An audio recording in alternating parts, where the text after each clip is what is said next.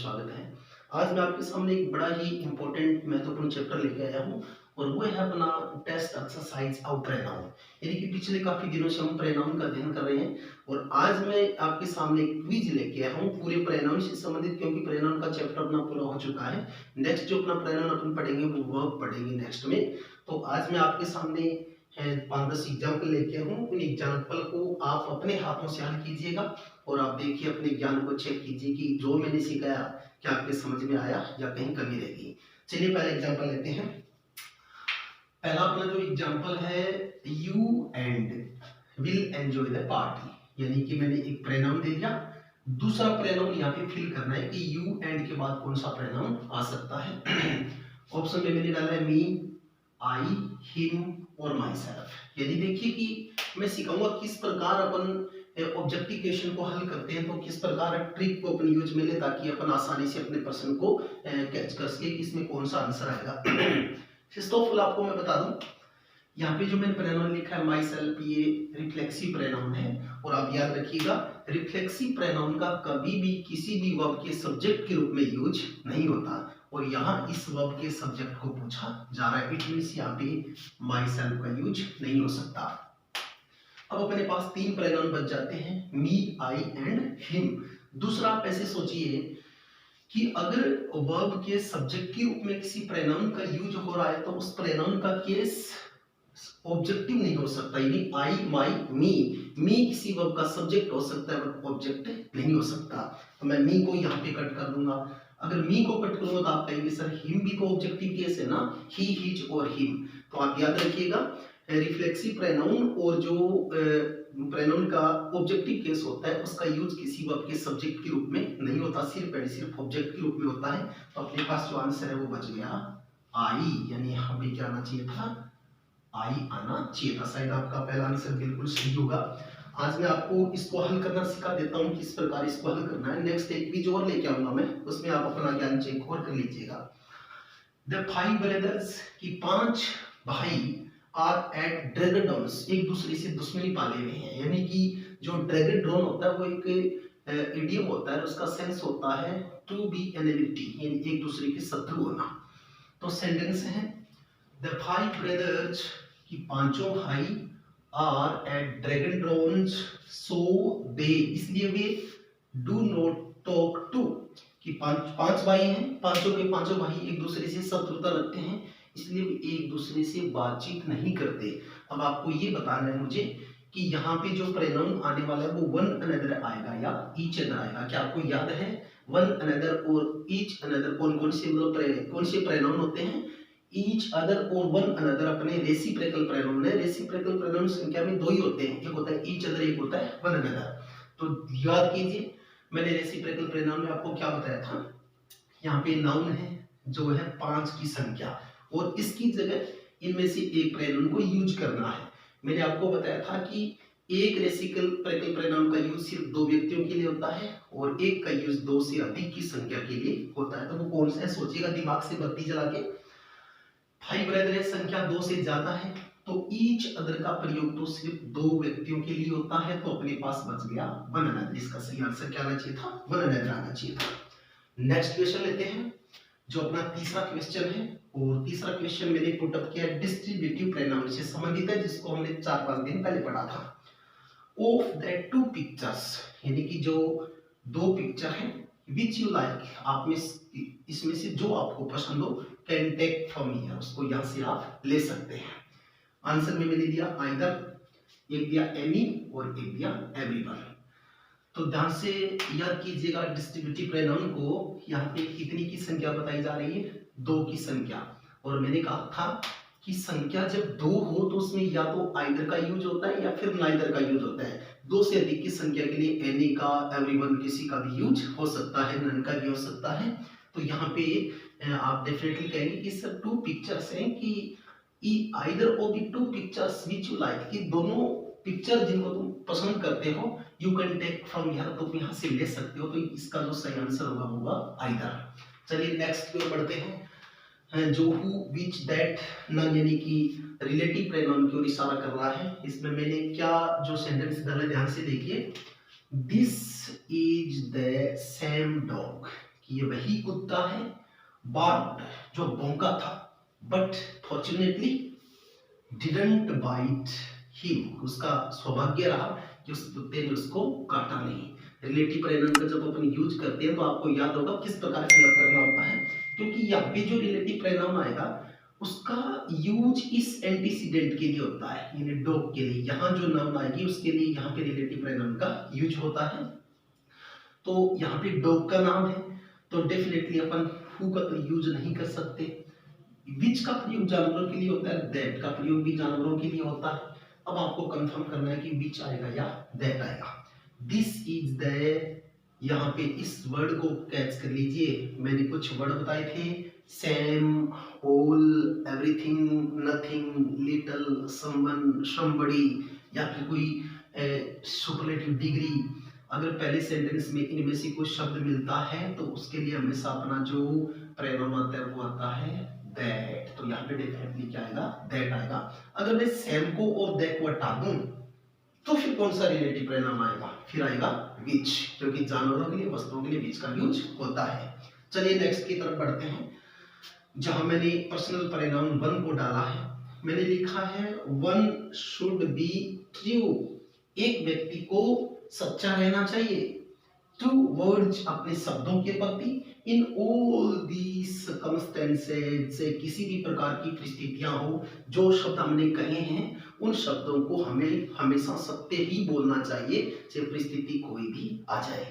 तो अब आपको देखना कि कौन कौन से आंसर आए। मैंने एक तो दिया हिज और एक दिया हर, एक दिया वन और एक दिया वंज। थोड़े से दिन पहले मैंने बात की थी कि वन एकमात्र ऐसा पर्सनल प्रोनाउन है जो तीनों फॉर्म अपनी ही रखता है, one, ones, one self. It means one की जगह अपन हिज और हर का तो यूज कर ही नहीं सकते। तो हमारे बीच जो बड़ी प्रॉब्लम बन के आया वो क्या आया, ये दोनों शब्द आए कि यहाँ पे तो मैंने लिखा है वन और यहाँ पे मैंने लिखा है वंज। अब यहाँ पे आपको भ्रमित नहीं होना है, क्योंकि वन है वो किसी वर्ब का सब्जेक्ट हो सकता है, और यहाँ में पजेसिव की बात कर रहा हूँ कि एक व्यक्ति को अपने शब्दों के प्रति सत्यता बनाए रखनी चाहिए। तो यहाँ पे पजेसिव केस में वन नेकर क्या आता है, वन जाता है। तो डेफिनेटली आपकी ये भी समझ में आया होगा। नेक्स्ट अपना जो छठा क्वेश्चन है वो कह रहे थे officer as well as the assistants, कि अधिकारी के साथ साथ जो सहयोगी स्टाफ था अब्सेंटेड, वो भी अनुपस्थित था फ्रॉम द ऑफिशियल ऑफिस से। यहाँ पे मैंने पूछा है reflexive pronoun himself, yourself, themselves, क्या आएगा वो डिपेंड करेगा इस नाउन पे। तो यहाँ पे एक नाउन से संबंधित बात आपको मैं बता दूं कि जब दो नाउन को एज वेल एज से जोड़ा जाता है, देखिए जैसे एक नाउन तो अपनी हो गई द ऑफिसर और दूसरी नाउन हो गई द असिस्टेंट्स। यहाँ पे अगर एक व्यक्ति है तो उसको ही मान सकते हैं या सी मान सकते हैं। अगर एक से ज्यादा की संख्या हो तो उसको अपन दे मान सकते हैं। अगर किसी महिला को नाम हो तो उसको सी मान सकते हैं, और किसी पुरुष का नाम हो तो उसको ही मान सकते हैं। बट यहाँ पे समस्या ये खड़ी हो गई कि एज वेल एज से दो नाउन को जोड़ दिया गया। ये नाउन प्लूरल है और ये नाउन सिंगुलर है। तो क्या आपको पता है कि जब दो नाउन को एंड से जोड़ा जाता है तो प्लूरल नाउन की तरह बिहेव करती है, पर जब दो नाउन को एज वेल एज से जोड़ा जाता है तो उसका जो फॉर्मूला होता है वो एंड से अलग होता है। देखिए क्या होता है, अगर दो नाउन को एज वेल, एक ये नाउन, इनको दोनों को एज वेल ऐसे जोड़ा जाता है तो सेंटेंस में जो मुख्य कर्ता के रूप में काम करता है वो पहली नाउन करती है। इसी के अनुसार मैन वर्ब आती है, इसी के अनुसार एच भी आती है, इसी के अनुसार आगे प्रोनाउन चलेंगे। तो यहाँ पे जो ऑफिसर है, ऑफिसर को मैं ही भी मान सकता हूँ और ही मान सकता हूँ। तो यहाँ पे आना चाहिए था आंसर हिमसेल्फ, योरसेल्फ और देमसेल्व्स, दोनों नहीं आ सकते। इस प्रकार अब तक कुल मिलाकर हम 6 एग्जाम्पल का अध्ययन कर चुके हैं कि किस प्रकार इनका अपन यूज में लेते हैं, और भी कुछ एग्जाम्पल मैं आपके सामने लेके आने वाला हूँ। 7 क्वेश्चन हमने हल कर लिए थे। नेक्स्ट अपना जो 6 क्वेश्चन कर लिए थे, 7वें क्वेश्चन की तरफ बढ़ते हैं। Meena can do this work, यानी कि जो मैंने 8 नंबर एग्जाम्पल लिया है उसको आप ध्यान से देखिए। Meena can do this work herself या हिमसेल्फ, कि मीना स्वयं इस काम को कर सकती है। अब आपको मुझे ये बताना है कि वहां मीना की जगह में कौन से रिफ्लेक्सिव प्रोनाउन को यूज में ले सकता हूं। क्या मैं हर सेल्फ ले सकता हूं या हिम सेल्फ ले सकता हूं? डेफिनेटली आपका आंसर होगा सर इसमें हर सेल्फ आएगा, क्योंकि लड़के के लिए हिम सेल्फ आता है और लड़की के लिए हर सेल्फ आता है। बड़ा ही इजी सा क्वेश्चन था। चलिए नेक्स्ट एक और इजी सा क्वेश्चन देखते हैं। आप इस बात से नहीं घबराएं कि क्या एग्जाम में ऐसे ही क्वेश्चन आएंगे। हाँ, एग्जाम में यही क्वेश्चन आते हैं, इनसे ज्यादा हार्ड लेवल नहीं होता, बड़े इजी क्वेश्चन डाले जाते हैं। पर एग्जाम के टाइम में हम अपने ऊपर स्ट्रेस लेकर, तनाव लेकर इन क्वेश्चन को अपने आप ही हार्ड बना लेते हैं। तो बस इजी में हल करते जाइए, एग्जाम में इसी तरह ही हल हो जाएंगे। 8 नंबर क्वेश्चन है, of the two girls stall, कि दोनों जो दो लड़कियां हैं उनमें से या तो दोनों ही लंबी है या दोनों ही लंबी नहीं है, ऐसा कोई सेंस आने वाला है। यहाँ में निकाले distributive pronoun any, none, neither, none. तो फर्स्ट ऑफ ऑल उन ऑप्शन को अलग करते हैं जिसका इसमें यूज हो ही नहीं सकता। यहाँ पे देखिए मैं टू गर्ल की बात कर रहा हूँ, तो आपको पता है टू गर्ल के लिए एनी और नन का यूज नहीं होता, यानी कि any of the two girls नहीं, यानी कि एनी का यूज दो से अधिक की संख्या के लिए होता है, नन का यूज भी दो से अधिक की संख्या के लिए होता है, तो दोनों आ ही नहीं सकते। नाइदर का यूज दो की संख्या के लिए हो जाता है, इधर और नाइदर। इसमें जो आंसर था वो था neither. Next question 9 number, those books must be, ये पुस्तकें होनी चाहिए किसकी, इस पे हमको गौर करना है। हिज, देयर्स, हर, नन। गौर कीजिए, हमने जो प्रोनाउन पढ़े थे कौन से, यानी कि पजेसिव एडजेक्टिव और पजेसिव प्रोनाउन, उससे संबंधित क्वेश्चन है। आप ये देख सकते हैं कि यहाँ पे मैंने हिज, देयर्स, हर, ये पजेसिव एडजेक्टिव और पजेसिव प्रोनाउन है दोनों। ये आप बता सकते हैं हिज क्या है, पजेसिव प्रोनाउन, पजेसिव एडजेक्टिव, ये पजेसिव एडजेक्टिव है, और हर भी पजेसिव एडजेक्टिव है, और देयर पजेसिव प्रोनाउन है।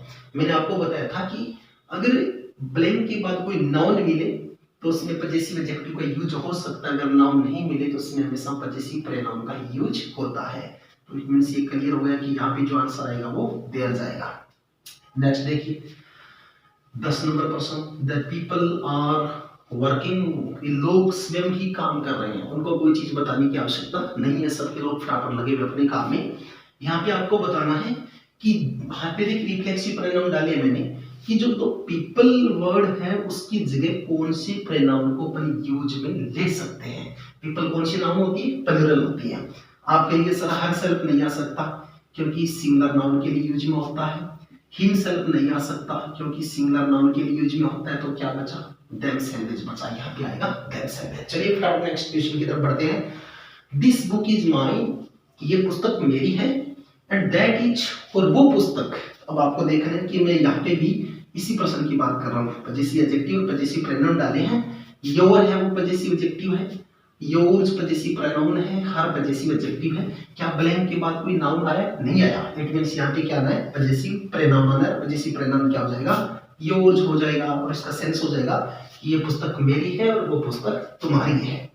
नेक्स्ट 12 नंबर प्रश्न की तरफ बढ़ते हैं। Everybody was working in the office was honest, कि प्रत्येक व्यक्ति जो ऑफिस में काम कर रहा था ईमानदार था। मैं रिलेटिव प्रोनाउन की बात कर रहा हूँ, इसमें हु आएगा या दैट आएगा या whom आएगा या which आएगा। आप इसमें से कौन सा प्रोनाउन कट कर सकते हैं कि सर ये नहीं आ सकता, आप डेफिनेटली which काट सकते हैं, क्योंकि which का प्रयोग जानवरों और वस्तुओं के लिए होता है। यहाँ पे एवरीबॉडी प्रत्येक व्यक्ति की बात हो रही है। अब यहाँ पे कंपटीशन पैदा हो जाता है, हु व्यक्ति के लिए आता है, दैट व्यक्ति के लिए आता है, whom का प्रयोग भी व्यक्ति के लिए होता है। तो किस प्रकार अलग करेंगे, शुरुआत प्रारंभ में बिगिन में जो लेटर लिखा है मैंने एवरीबॉडी, उसको देखिए मैंने बताया एवरीबॉडी, समबॉडी, नोबॉडी, ये जो सम, ऑल, ये वर्ड है, इनके बाद हमेशा जो रिलेटिव प्रोनाउन आता है वो क्या आता है, दैट आता है। तो यहाँ पे आना था that. Are my students, are my जो अपना 13 नंबर क्वेश्चन चल रहा था ये था दिस, दिस, दैट, यानी कि ये अपना डेमोन्स्ट्रेटिव प्रोनाउन से संबंधित है। इसमें मैंने प्रश्न डाला है कि आर माई स्टूडेंट्स, मेरे विद्यार्थी हैं, बट आपको कंफर्म करना है कि इसमें आप दिस लेंगे, दिस लेंगे, दैट लेंगे या नन लेंगे। ये सब के सब डेमोन्स्ट्रेटिव प्रोनाउन है, संकेतवाचक सर्वनाम। ध्यान दीजिए आर माई स्टूडेंट्स यानी कि प्लूरल वर्ब की तरफ इशारा हो रहा है, और दिस और दैट का प्रयोग तो सिंगुलर वर्ब के साथ ही होता है। This is a pen, this is a cat, this is a boy, this is a chair. But these are boys, those are boys, these are girls, those are girls, यानी कि अगर आपको verb plural मिलती है तो उसमें these या those का यूज होता है, दिस या दैट का सवाल ही नहीं होता, तो यहाँ पे अपना उत्तर दीज आएगा। नेक्स्ट बड़ा इंपॉर्टेंट एक लास्ट क्वेश्चन लेके आया हूँ, जो एग्जाम में बहुत बार इसको पूछा जाता है ऐसे प्रश्नों को। द एसे इज लेंथी, कह रहा है कि जो लेख है वो बड़ा लंबा है, बट इट हैज मेरिट्स, परंतु इसके भी अपने कुछ लाभ हैं, कुछ गुण हैं, यानी हानि नहीं है लंबा होने का। अगर मैं आपको पूछना चाहूँ कि इसमें इट, इट्स, इट्स, नन, मैं क्या पूछना चाह रहा हूँ, मैं या तो पजेसिव एडजेक्टिव बढ़ाना चाह रहा हूँ या फिर पजेसिव प्रोनाउन। अगर कोई भी ऑप्शनल प्रश्न को अपन हल करें ना, तो दो ऑप्शन ऐसे हैं जिनको अपन तुरंत हटा सकते हैं, रिमूव कर सकते हैं, इनका तो यूज ही नहीं हो सकता, फिर अपने पास कंपटीशन में बचेंगे दो। अगर दो में से अपन यूं तुक्का लड़ाते हैं तो 25% सही होने की संभावना भी है। The essay is lengthy but it has merits, ध्यान से देखिए, यहाँ पे नाउन आई है, यानी कि नाउन आई है तो अपन इसमें इट का तो यूज कर ही नहीं सकते क्योंकि पजेसिव एडजेक्टिव आना चाहिए, और यहाँ पे इट्स और इट्स ये दोनों पजेसिव एडजेक्टिव की तरफ इशारा कर रहे हैं, बट एक का स्ट्रक्चर सही है, एक का स्ट्रक्चर गलत है, यानी कि इट्स का सही स्ट्रक्चर क्या होता है आपको देखना है। ये भी एग्जाम में कई बार देखने को मिला है, भ्रमित करने के लिए इट्स को ऐसे भी लिख दिया जाता है और ऐसे भी लिख दिया जाता है। आज मैं क्लियर करवा देता हूँ कि इट्स का ये स्ट्रक्चर बिल्कुल गलत है, जिसमें एपोस्ट्रोफी लगा के एस लगाया जाता है। इट्स का ये स्ट्रक्चर एकदम से सही होता है। The essay is lengthy but it has its merit, कि ऐसे लंबा है परंतु इसके अपने क्या हैं, गुण हैं। तो ये थी आज की अपनी एक्सरसाइज। मेरी कंसेप्ट के अनुसार मैंने सोचा कि प्रोनाउन का चैप्टर पूरा हो रहा है तो क्यों ना एक क्विज लेके आई जाए, 15-20 एक्सरसाइज लेके आई जाए, ताकि बच्चों को ये लगे कि हमने कुछ सीखा या नहीं सीखा। अगर आपको अच्छा लगा, अगर आपको ऐसे लगे कि सर एक दो ऐसे एक्सरसाइज प्रोनाउन की और होनी चाहिए, तो आप कमेंट बॉक्स में जाकर कमेंट कर दीजिएगा, मैं आपके लिए एक्सरसाइज का एक दो वीडियो बना दूंगा। अगर आपके कमेंट नहीं आते हैं तो फिर मैं ये समझ लूंगा कि हाँ बच्चों को अच्छी तरह से समझ में आ गया, बाकी एक्सरसाइज की जरूरत नहीं है। इस कंडीशन में मैं कल से ही नया मतलब एक चैप्टर लेने वाला हूँ, वो वर्ब भी हो सकता है, एडजेक्टिव भी हो सकता है, देखेंगे कौन सा लिंक जुड़ता है उसमें अपन लेंगे। अगर आपको ये एक्सरसाइज अच्छी लगी, अगर मैंने जो बातें बताई वो आपको कुछ बेनिफिशियल हो, तो आप वीडियो को लाइक जरूर कर दीजिएगा, कमेंट बॉक्स में जाकर कमेंट भी कर दीजिएगा, हाँ मन करे तो चैनल को सब्सक्राइब भी कर दीजिएगा। मिलते हैं कल, तब तक के लिए जय हिंद, जय भारत।